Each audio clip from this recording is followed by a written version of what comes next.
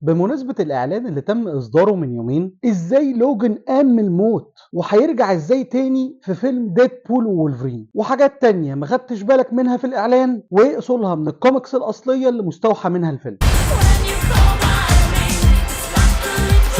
من يومين تم إصدار الإعلان التاني للفيلم المنتظر ديدبول أند وولفرين، وبقدر ما الإعلان ده والإعلان اللي فات كانوا جامدين جدا، إلا إنهم في الحقيقة هما الاتنين خالقين لنا نوع من أنواع اللخبطة عن الخط الزمني للفيلم ومقارنته ببقية الخطوط الزمنية، سواء لأفلام ومسلسلات مارفل سينماتيك يونيفرس أو عالم مارفل السينمائي اللي أنتجتها شركة مارفل، أو الخط الزمني الخاص بأفلام عالم إكس مان واللي أنتجته شركة فوكس، خصوصا إن هيتم مزجهم مع بعض في الفيلم ده. واللخبطة إن آخر فيلم الفوكس شفنا فيه وولفرين كان فيلم لوجان اللي وولفرين مات في نهايته. فالفيلم الجديد ده بقى بيقع فين في الأحداث؟ وإزاي لوجان عاش من تاني في أحداث الفيلم ده؟ عشان نعرف الإجابة محتاجين نمسك الإعلان الأخير ونكسره حتة حتة. مبدئيا الإعلان بيبتدي بالبداية المعروفة عن شخصية وولفرين، وهو إننا بنبقى متعودين عليه قاعد في بار، ودي دايما كانت بتبقى بداية تعريفه سواء في الأفلام القديمة أو في اللعبة اللي نازلة جديد. لما وولفرين في البار بيطلب كاس جديد، بيبان من رد الراجل اللي في البار إنه بيقول له إنه مش مرغوب فيه هنا في المكان اللي إحنا متعودين عليه دايما من أفلام الميوتنتس أو المتحولين، إنهم فعلا كانوا بيبقوا دايما مرفوضين من المجتمع، إلا إن صيغة الراجل بتدي الإيحاء إن الرفض المرة دي مش موجه للميوتنتس في العموم، ولكن لولفرين على وجه الخصوص، لأنه بيقول له إن هو كشخص مرفوض هنا ومرفوض في اي حته. فبيكون رد وولفرين بسيط بس ممكن ناخده على محمل رمزي برضه، انه هياخد كاس واحد زياده ويمشي، فعلامه انه ده ممكن يبقى فيلم واحد زياده ويعتزل، بعد ما كان قال قبل كده زمان انه اعتزل تمثيل شخصيه وولفرين كده خلاص، الا انه المره دي راجع مره اخيره يمثلها عشان صاحبه راين رينولدز اللي بيمثل شخصية ديدبول. في اللحظة دي من الإعلان بيبان ديدبول، وبيبان من الكلام اللي بيدور ما بينه وما بين وولفرين إن ده كأنه أول لقاء ما بين الاتنين في الفيلم، لأنه وولفرين بيرد عليه وبيقول له إنه مش هيروح معاه حتة وكأنه لسه مش عارفه. الحاجة اللي بتقود ديدبول إنه بيحاول يشده ويجبره، ولما وولفرين كرد فعل بيحاول يطلع المخالب الحديدية من إيده بتعطل لسبب ما أكيد هنكتشفه، بس ممكن ده يبقى ليه علاقة هنتطرق لها كمان شوية بفيلم لوجان الأخير، لما في مخلب من المخالب الثلاثة عطل إنه يطلع من إيده وقتها، واضطر وقتها إنه يطلعه بإيده. في اللحظة دي ديدبول بيستخف بيه وبيهدده بالمسدس، ومن هنا نقدر نقول أول كوميك هيكون مستوحى منها الفيلم، لأنه في البداية خالص أول لما تم الإعلان إن هيبتدوا يشتغلوا على الفيلم، نزل وقتها راين رينولدز ممثل ديدبول بوست إنه بيقرأ كوميك معينة كنوع من أنواع التحضير، والكوميك دي كانت العدد ال21 من كوميك وولفرين، واللي تم إصدارها من سنتين عام 2022، واللي كانت من العدد 21 لحد العدد 23 بتتكلم عن مغامرة لديدبول مع وولفرين سوا. أنا شخصيا قريت الكوميك دي وقتها ومش قادر أحكي لكم عن كم التشابهات ما بين بعض المشاهد اللي موجودة في الكوميك وما بين بعض المشاهد اللي موجودة كانت في الإعلان الأخير. أولهم كان الجزء اللي طلع فيه ديدبول على وولفرين مسدس ده، بينما قصادها في الكوميك ضربوا بالرصاص فعلا. تاني تشابه ما بين الكوميك دي وما بين الإعلان هو كم الزن والتوسل من ديدبول لولفرين على انه عايز منه حاجه معينه اثناء رحلتهم مع بعض، اللي هو في الكوميكس كان عشان ديدبول يتقبل كجزء من مجتمع الميوتنتس، بينما في الفيلم واضح ان الطلب هيكون انه يساعده في انقاذ عالم عيلته من انه ينهار، واللي هنقول ايه ممكن يبقى سبب الطلب الغريب ده كمان شويه. ثالث تشابه ما بين الكوميك والاعلان بتاع الفيلم هو السخريه ان كمان شويه في فلاش باك لولفرين هيتعرض.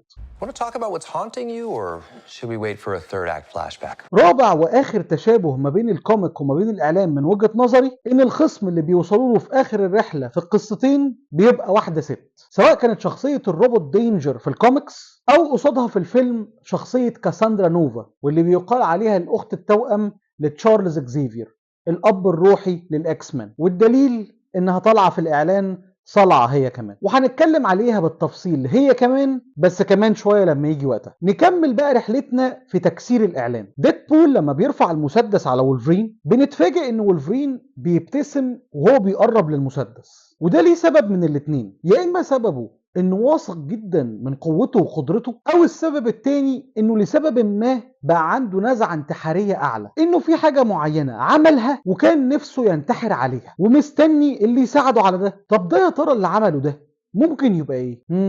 هنشوف كمان شوية. المهم الإعلان بيكمل وبنشوف المكان اللي هتدور فيه رحلة وولفرين مع ديدبول، والجزء ده بيكون من حتة وقف عليها الإعلان الأول، وده يستدعي إننا ناخد مراجعة سريعة صغيرة للإعلان الأول قبل ما نكمل. الإعلان الأول ورانا إزاي ديدبول كان عايش حياة مستقرة لحد لما طبوا عليه أعضاء TVA أو التايم فاريانس اوثورتي، او اللجنه المعنيه بالتعامل مع التغيرات الزمنيه. اول ظهور للعالم دي كان في مسلسل لوكي بعد احداث فيلم افنجرز اند جيم، لما واحده من نسخ لوكي الزمنيه قدرت تهرب فقبضوا عليه قبل ما يخلق خط زمني جديد. وسمى المسلسل الاحداث اللي بتغير المجرى الزمني دي حاجه كده اسمها نكسس ايفنت. وان مشكله النكسس ايفنت ده انه بيبدا يخلق حاجه اسمها الالترنت تايم لاين او الخط الزمني البديل. فاللجنه دي دورها الأساسي إنها مسؤولة إنها بتلغي أي خط زمني يحيد عن الخط الزمني المقدس الأساسي. ظهورهم من وجهة نظري لديدبول مبرر جدا، لأن حبكة الجزء الثاني من فيلم ديدبول أصلا انتهت على إنه بقى معاه جهاز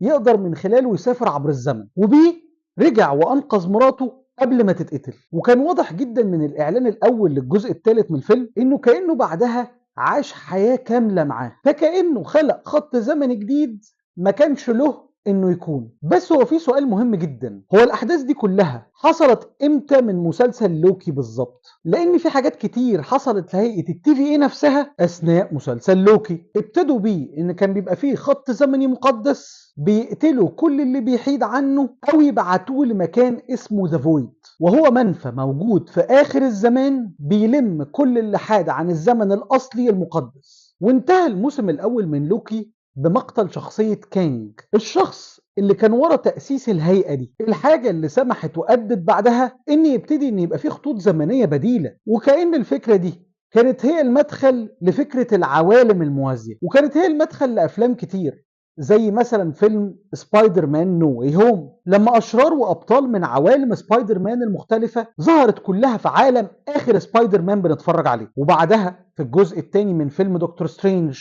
الا وهو فيلم ذا مالتيفيرس اوف مادنس، لما شفنا ان في حاجه اسمها عوالم مختلفه لدرجه ان الترحال ما بينهم بمقدار معين ممكن يتسبب في تلاحم العوالم دي وخلق حاله ما بين عالمين بيتصادموا اسمها ذا انكيرجن، بتنتهي بتدمير العالمين. ومتهيألي دي المرحلة اللي هيكون فيها أحداث ديدبول الأخير، لأنه على الرغم إن الأحداث اللي شافها ديدبول على شاشات TVA لما راح لهم أجدد حدث مارفل سينمائي فيها كان يبدو وكأنه ثور راجناروك، واللي هو كان قبل أحداث فيلم إند جيم وبالتبعية قبل أحداث الموسم الأول من لوكي، فممكن يبقى قبل خلق العوالم البديلة الموازية، إلا إنه المنطقي إنه يكون بعدها، لأنه أول ظهور لشخصية من عالم إكس مان الخاص بفوكس في عالم مارفل السينمائي كانت بشكل رسمي في فيلم ذا مالتيفيرس اوف مادنس، لما دكتور سترينج شاف ان في واحده من العوالم الموازيه في مجموعه من الابطال الخارقين اسمهم مجموعه الإلوميناتي، اللي واحد منهم كان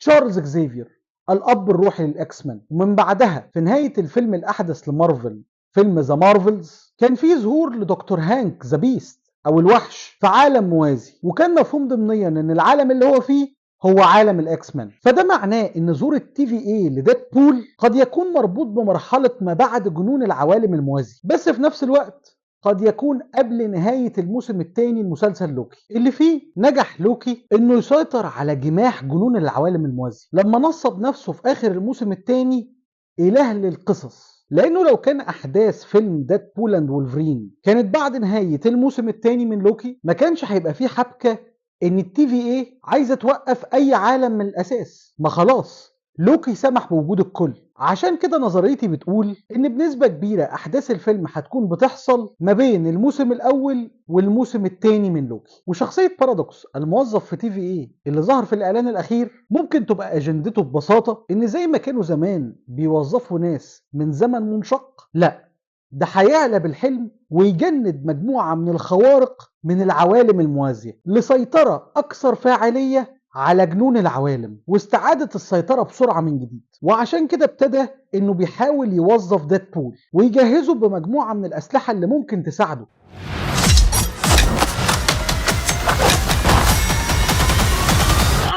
عشان هو الوحيد بفعل قوته الشبيهة بولفرين، ان هو الوحيد اللي يقدر يصارع وولفرين ويجيبه، عشان وولفرين يكون سلاح في ايد الTVA ويتحكموا بيهم هما الاتنين وولفرين وديدبول في السيطرة على العوالم الموازية. ودي حاجة تقريبا هتبقى جذابة لديدبول في الأول، عشان حلمه في عيد ميلاده إنه كان عايز يحس إنه مختلف، وهيروح فعلا عشان يحاول يجند وولفرين في بداية الإعلان التاني. وبعدين شكله هيفشل، ولما هيفشل هيكمل شوية مع الTVA، فهيكتشف في وسط الكلام أجندتهم، وإن أجندتهم القضاء على كل العوالم الموازية اللي هي بما فيهم عالمه. أعتقد في اللحظة دي هيتفاجئ ويتخض ويحاول يعاركهم شوية لغاية لما هيغلبوه في المكان الغريب اللي هيلاقيه فيه تاني وولفرين. فساعتها الحوار هيتغير، انه هيتوسل ليه انه بدل ما يتجند معاه، لا ده يساعده ان هما الاتنين يتمردوا على الTVA عشان ينقذوا عالم ديدبول اللي مراته لسه فيه عايشه. ورغم اننا هنشوف على مدار الاعلان بعدها وولفرين وهو بيبص على توابيت تبدو وكانها توابيت الاكس مان، وان شخصيه بارادوكس من الTVA بيقول ان النسخه دي من وولفرين خذلت العالم بتاعها، الا ان ديدبول هيستند في طلبه لمساعده وولفرين انه ما يعرفش حاجه عن انقاذ العوالم، لكن وولفرين يعرف.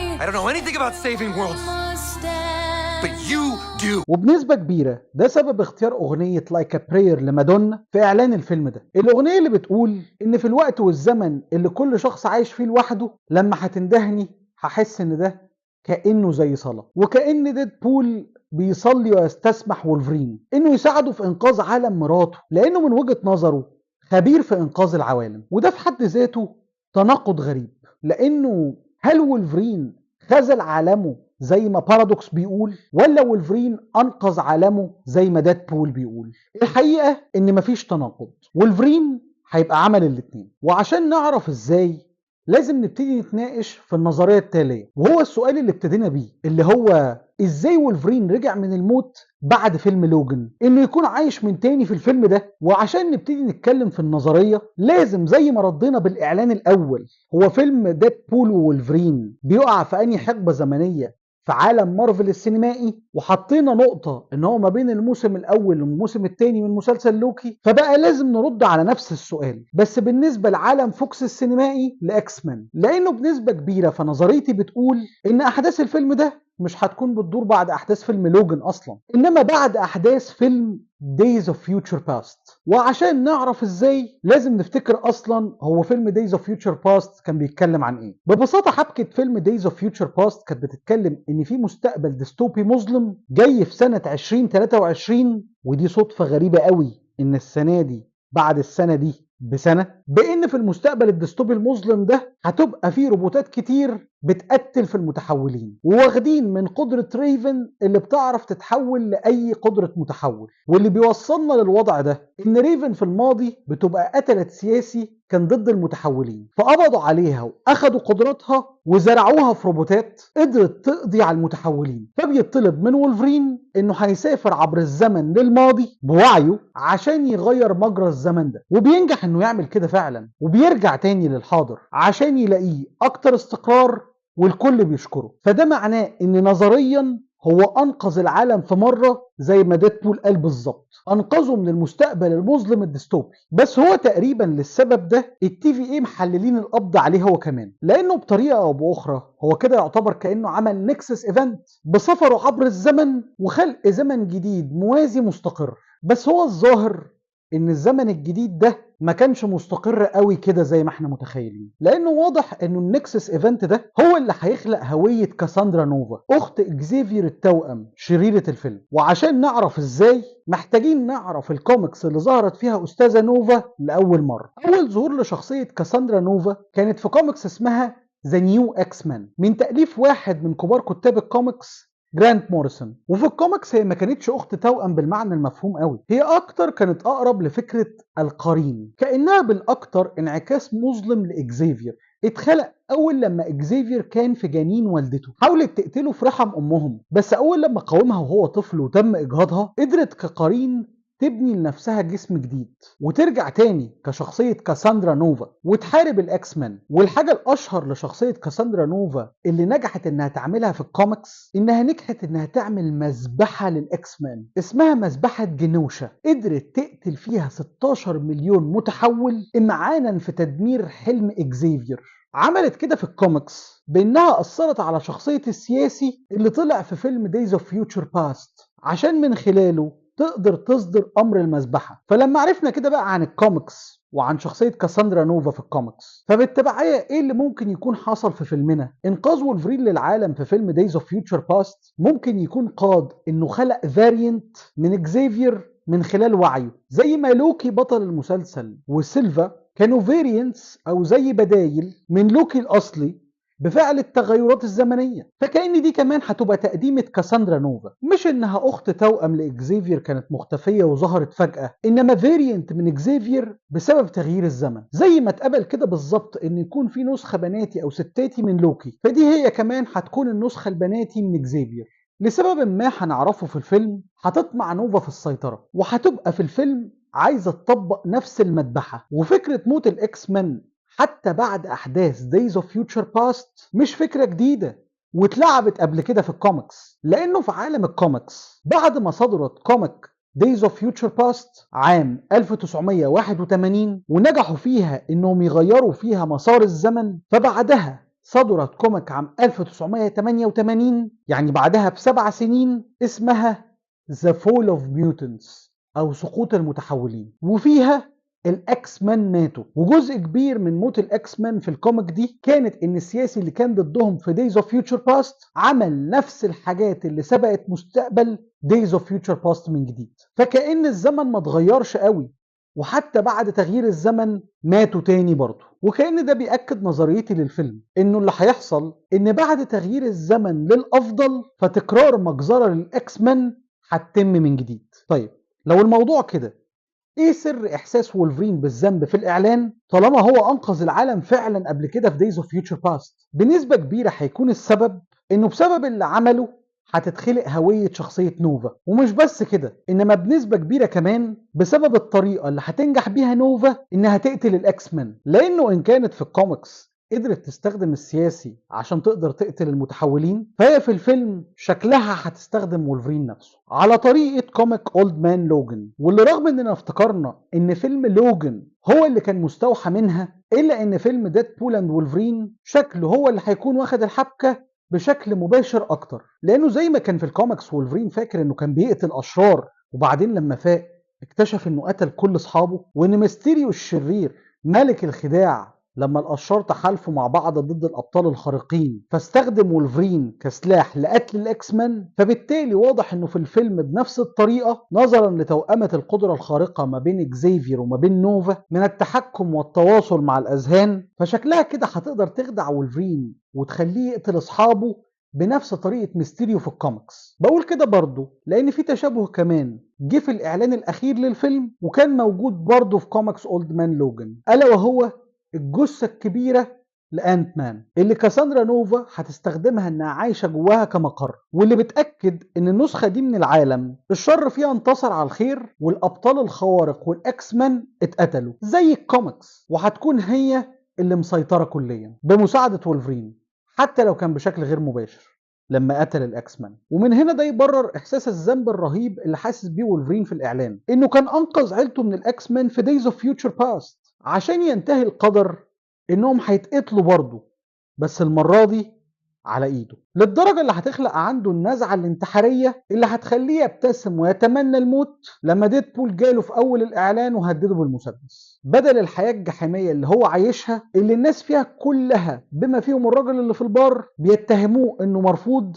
زي اول الاعلان التاني. ومش بعيد يكون ده سبب خلق شخصية باتش اللي شفنا ديدبول بيشوفها في الاعلان الاول، اللي فيها وولفرين بيكون لابس زي بدلة بيضة وحاطط زي عصابة سودة على العين، واللي معروف في تاريخ الكوميكس انه لبس الطقم ده لاول مرة كنوع من انواع التخفي. تخيلوا بعد اني كوميك؟ بعد كوميك The Fall of Mutants اللي اتكتبت في 1988 لما كان العالم شايف ان الاكس مان ماتوا. فممكن يكون باتش كان نوع من انواع محاولة وولفرين للتعايش مع المجتمع بعد ما عمل الجريمة التي لا تغتفر. وتدريجيا يئس وبقى قابل الرفض بشكل مباشر. اعتقد انه لو صحت النظريات دي هيكون الفيلم عبارة عن صفقة ما بين ديدبول وولفرين، فيها ديدبول هيساعد وولفرين انهم يوصلوا لنوفا عشان ينتقم منها ويخلص العالم من سطوتها، وكأنه بيكفر عن ذنب تدمير العالم بإنقاذه من جديد، فيرجع له الإيمان بنفسه من جديد، إنه يشوف نفسه على رأي ديدبول في الإعلان The X-Man. You were an X-Man. You were the X-Man. والصفقة دي هتكون مقابل إن لو ده تم إن وولفرين يرجع معاه ويساعده في تدمير الشق من TVA اللي عايزين يدمروا عالمه اللي فيه مراته عايشة. وده اللي يبرر في الإعلان الأخير القفزة الملحمية من بق أنت مان اللي هو مقر نوفا، فعلامة يعني إنهم انتهوا من حبكة وولفرين ورجوعه للإيمان بنفسه، إلى إنهم بينطوا منه لبوابة من بوابات سترينج اللي هيتنقلوا منها لعوالم موازية عشان يروحوا يحلوا مشكلة ديدبول بعد ما بيرجع لولفرين إيمانه بنفسه، فبيكرر جملة ديدبول وراه Let's fucking go. Let's fucking go. Let's fucking go بكل تحدي، فعلامة إنه غلب يأسه وجاهز يحقق لديدبول حلمه وينقذ عالمه اللي مراته فيه عايشة. وده يبرر فرحة ديدبول بكلمة ياه اللي قالها وهو بينط معاه، وكأن وولفرين أخيرا حقق له حلمه بعد زن أخد وقت كتير جدا. وبنسبة كبيرة هيبقوا عارفين هما الاتنين إن رغم جمدانهم إلا إنهم مش قد محاربة TVA لوحدهم، فهيطبقوا خطة TVA لحشد جيش من الخوارق من العوالم الموازية، بس بدل ما يكون لتحقيق أجندة TVA للسيطرة على العوالم الموازية، لا ده هيكون جيش لمحاربة TVA نفسهم. وبنسبة كبيرة هيكون تجنيد الخوارق من العوالم الموازية سهل جدا، لأنه هيستند على جملة بسيطة واحدة إن عوالمهم كلهم في خطر من TVA نفسهم. وبنسبة كبيرة ده الجزء في الفيلم اللي هيكون شبه الكوميك الجديدة ويبن X-Men اللي بيتجمع فيها وولفرينات من عوالم مختلفة، واللي هنشوف قصادهم في الفيلم لو صحت الإشاعات نسخة ممثل هاري بوتر دانيال رادكليف وهو بيعمل وولفرين، أو نسخة ممثل سوبرمان هنري كافيل وهو كمان بيعمل وولفرين، او كريس ايفنز اللي كان بيمثل كابتن امريكا بس هيطلع زي ما الخبر نزل امبارح كهيومن تورش اللي هو واحد من فانتاستيك فور زي اول فيلم الفانتاستيك فور زمان. واعتقد ان ده يبرر وجود غلاف كوميكس سيكريت وورز في الاعلان الاول، لان قصة الكوميك دي كانت مبنية ان في كيان اسمه ذا بياندر بيلم ابطال واشرار من حتت مختلفة عشان يخشوا حروب وصراعات سرية محدش يعرف عنها حاجة. وده اللي TVA وديدبول وولفرين هيحاولوا يعملوه في الفيلم، من تجنيد لابطال من عوالم موازية لشن حرب على TVA اللي العالم ما يعرفش عنها حاجة، A Secret War. والزيارة السريعة الخفيفة دي للبطلين لكل عالم وقت التجنيد ممكن تبرر الخبر اللي طلع في مسلسل شي هالك اللي الناس وقتها اتكلمت عنه شوية، لما كان في خبر طلع في جريدة بيقول ان في شخص بمخالب حديدية بيتخانق في بار. ورغم ان ده خبر مهم ومرعب جدا في عالم مارفل السينمائي اللي ما ظهرش فيه وولفرين قبل كده، الا ان محدش ادى للخبر ده اهمية وقتها، يمكن لانهم بعد كده ما تشافوش تاني بسبب انهم كانوا بيزوروا عوالم مختلفة. اعتقد ان الحرب دي هتنتهي بالتخلص من بارادوكس والقسم بتاعه في TVA تمهيدا لنهاية الموسم الثاني من لوكي، ان كل العوالم الموازية بقت خلاص مقبولة ومستمرة. الحاجة اللي على اثرها اعتقد ان وولفرين هيقرر انه يرجع تاني للعالم الاصلي بتاعه، ومتخيل انه اثناء صراعه مع نوفا هيكون اجبرها انها تكشف للعالم الحقيقة، زي ما في كوميك ذا فول اوف ميوتنتس لما الاكس مان ماتوا ورجعوا من الموت كان فيه زي تعويذة متعمدة ان العالم يفضل مصدق ان الاكس مان ميتين وتخفي وجود الاكس مان عنهم. فبنفس المبدأ ممكن وولفرين يجبر نوفا انها تعمل زي تيليباثي او تواصل ذهني مع العالم كله، تقول لهم فيه ان وولفرين مش السبب في قتل الاكس مان، بس ممكن يبقى التويست اللي هنكتشفه في اخر الفيلم انها ثابت في ذهن الناس قبل ما تموت ان السبب في مذبحة الاكس مان مش هي، انما اقرب الناس ليها ولشكلها وقوتها الا وهو تشارلز اكزيفير.